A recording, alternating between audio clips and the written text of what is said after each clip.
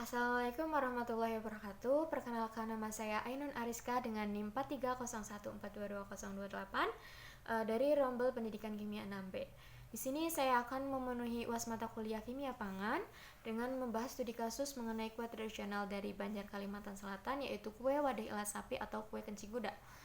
Julukan ini berasal dari aromanya yang cukup menyengat, di mana aroma ini diindikasikan berasal dari bahan pengembang yang digunakan, yaitu natrium bikarbonat dan amonium bikarbonat. Oke, untuk membahas lebih lanjut, kita menjawab beberapa pertanyaan yang telah diberikan. Pertanyaan yang pertama, pada pembuat wadah ilat sapi, kue wadah ilat sapi ini mengatakan pada proses fermentasi ternyata adonan wadah ini mengembang. Apakah kamu setuju dan jelaskan secara ilmiah? Ya, saya setuju, karena kan memang proses fermentasi ini bertujuan untuk menguraikan senyawa organik seperti gula, pati yang ada di adonan menjadi gas dan produk samping lainnya. Gas yang dihasilkan ini biasanya gas CO2 yang dimana akan terperangkap dalam adonan membentuk rongga-rongga dan membuat adonan mengembang. Nah, kemudian pertanyaan yang kedua itu, mengapa dua bahan pengembang tadi dapat mengembangkan adonan dan ketika digunakan berlebih akan beresiko bagi kesehatan dan membuat aroma kuenya menyengat. Yang pertama, mengapa bisa mengembangkan adonan? Karena memang dua senyawa ini menghasilkan karbon dioksida sehingga membuat adonan mengembang. Nah, kita bahas yang pertama dulu deh, yaitu pada natrium bikarbonat. Natrium bikarbonat ini ketika dipanaskan akan menghasilkan gas CO2 dan Na2CO3. Nah, Na2CO3 ini memberikan aftertaste rasa sedikit pahit gitu ya, teman-teman. Nah, untuk menghilangkan ini bisa ditambahkan sedikit asam sehingga natrium bikarbonat ini akan terurai menjadi gas-gasnya. Kemudian pada amonium bikarbonat cukup dipanaskan, dia akan langsung berubah atau terurai menjadi gas-gasnya. Ada CO2, H2O dan amonium. Gas amonia.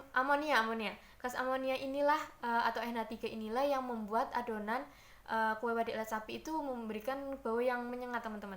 Oleh karena itu, ketika digunakan berlebih, otomatis kuenya akan memberikan bau yang menyengat.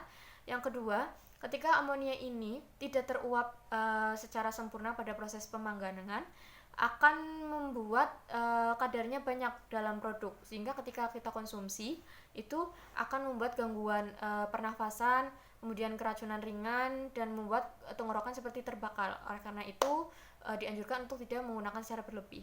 Kemudian pada soal selanjutnya itu kita disajikan uji organoleptik kue pakiyak dengan bahan pengembang yang sama.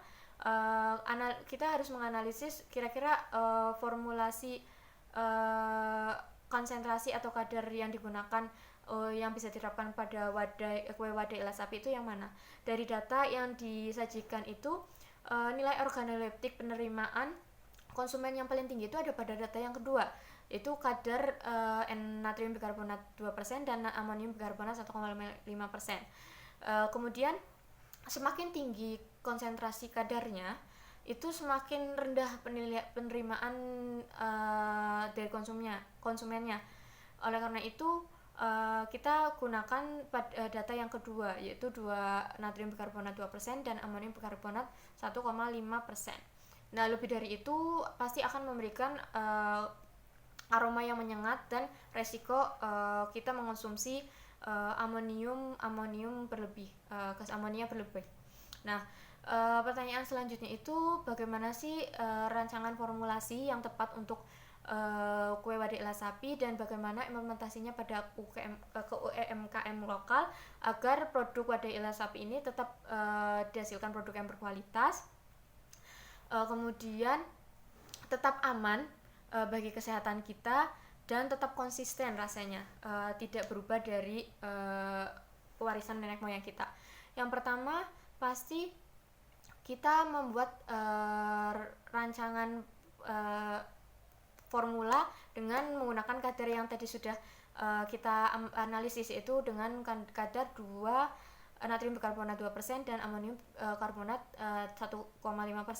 Nah, untuk implementasinya kita bisa membuat workshop interaktif atau video edukasi mengenai pembuatan kue wadah ilat sapi ini antara membandingkan dua produk, yaitu satu yang menggunakan bahan pengembang yang berlebih, satu yang menggunakan bahan pengembang yang sesuai dengan kadarnya, sehingga di sini pada para UMKM lokal bisa mengetahui dua hasil kue wadai ilat sapi dengan dua formula yang berbeda.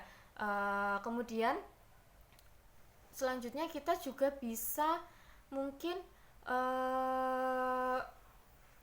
tetap menjaga kualitas ketradisional kue wadai ilat sapi ini dengan bekerjasama dengan para sesepuh atau tokoh adat yang memang ahli dalam pembuatan kue wadai ilat sapi ini, sehingga tidak merusak rasa asli dari kue wadai ilat sapi ini, tetapi dengan kesesuaian dosis yang ada memberikan kualitas kue wadai ilat sapi ini tetap aman, tetapi tetap menjaga orisinilitasnya dari resep zaman dahulu, hanya menyesuaikan dosisnya saja. Mungkin itu yang dapat saya sampaikan, kurang lebihnya mohon maaf. Wassalamualaikum warahmatullahi wabarakatuh.